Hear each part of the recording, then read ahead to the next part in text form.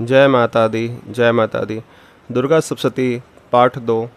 देवताओं के तेज से देवी का प्रादुर्भाव और महिषासुर के सेना का वध।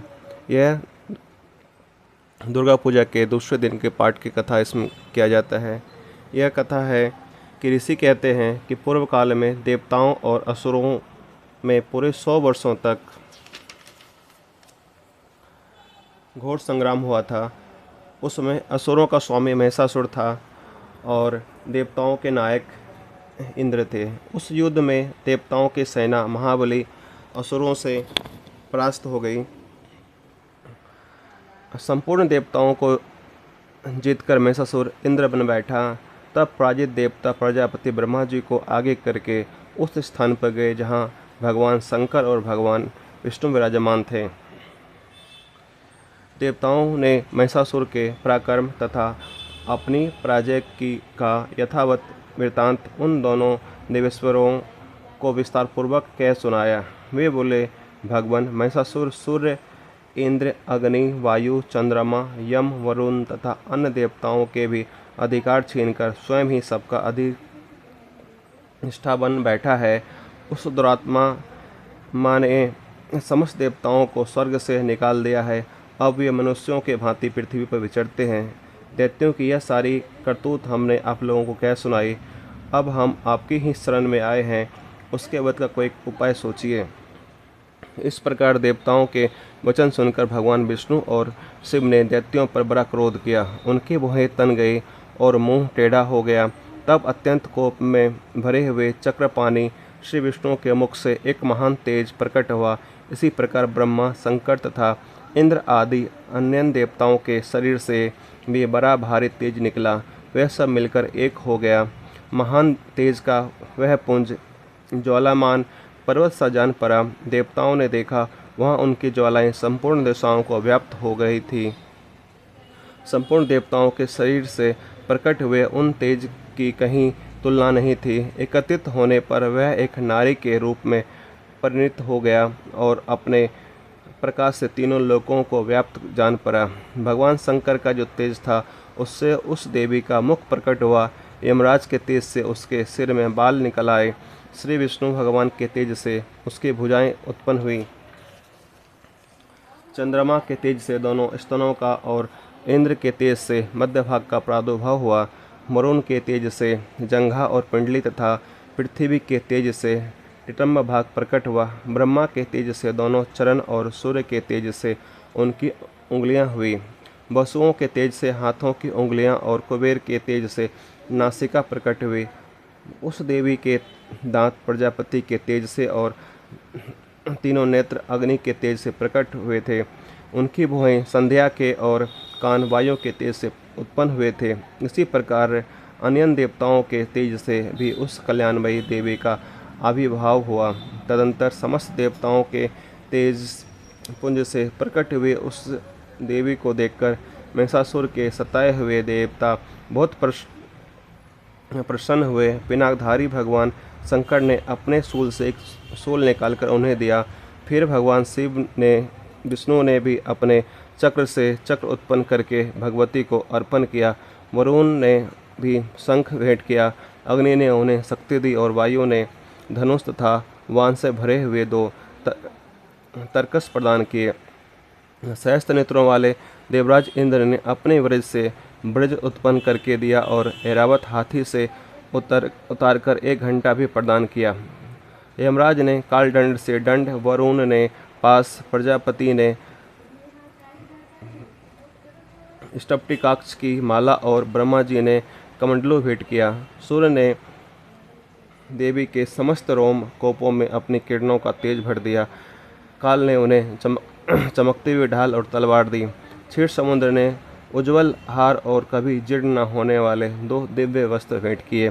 साथ ही उन्होंने दिव्य चूड़ामणि, 2 कुंडल, करे उज्ज्वल अर्धचंद, सब बाहों के लिए केयूर, दोनों चरणों के लिए निर्मल नुपुर, गले के लिए सुंदर हंसली और सब उंगलियों में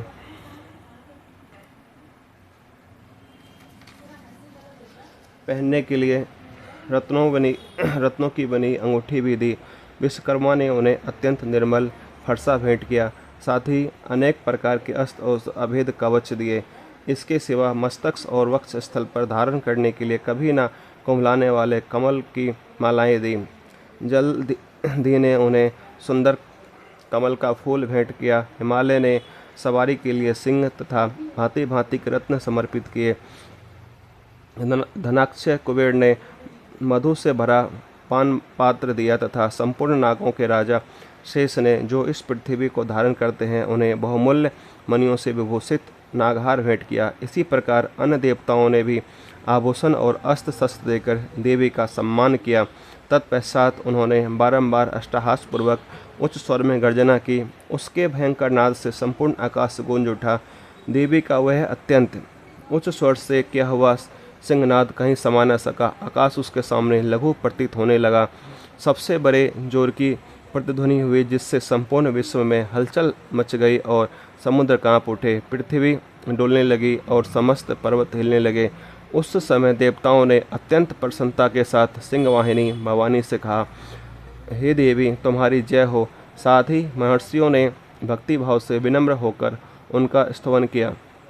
संपूर्ण त्रिलोक को क्षोभग्रस्त देख दैत्यगण अपनी समस्त सेना को कवच आदि से सुसज्जित कर हाथों में हथियार ले सहसा उठकर खड़े हो गया। उस समय महिषासुर ने बड़े क्रोध में आकर कहा, आह, यह क्या हो रहा है। फिर वह संपूर्ण असुरों से घिरकर उस सिंहनाद की ओर लक्ष्य करके दौड़ा और आगे पहुंचकर उसने देवी को देखा, जो अपनी प्रभा से तीनों लोकों को प्रकाशित कर रही थी। उसके चरणों के भार से पृथ्वी दबी जा रही थी। माथे के मुकुट से आकाश में रेखा से खींच रही थी तथा वे अपने धनुष की टकरार से सातों पातालों को क्षुब्ध किए देती थी। देवी अपनी हजारों भुजाओं से संपूर्ण दिशाओं को आच्छादित कर खड़ी थी। तदंतर उसके साथ दैत्यों का युद्ध छिड़ गया। नाना प्रकार के अस्त्र शस्त्रों के प्रहार से संपूर्ण दिशाएं उद्भास होने लगे। चिक्षुर नामक महान असुर महिषासुर का सेनानायक था। वह देवी के साथ युद्ध करने लगा। अन्य दैत्यों की चतुर्दंडिनी सेना साथ लेकर चामर भीड़ लड़ने लगा। 60,000 रथियों के साथ आकर उदग्र नामक महादैत्य लोहा लिया। 1 करोड़ रथियों को साथ लेकर महाहनु नामक दैत्य युद्ध करने लगा, जिसके रोए तलवार के समान तीखे थे। वह असिलोमा नामक महादैत्य 5 करोड़ रथी सैनिकों सहित युद्ध में आ डटा। 60 लाख रथियों से घिरा हुआ बास्कल नामक दैत्य भी उस युद्ध भूमि में लड़ने लगा। परिवर्तित नामक राक्षस हाथी सवार और घुड़सवारों के अनेक दलों तथा 1 करोड़ रथियों की सेना लेकर युद्ध करने लगा। बिडाल नामक दैत्य 5 अरब रथियों से घिरकर लोहा लेने लगा। इसके अतिरिक्त और भी हजारों महादैत्य रथ, हाथी और घोड़ों की सेना साथ लेकर वहां देवी के साथ युद्ध करने लगे।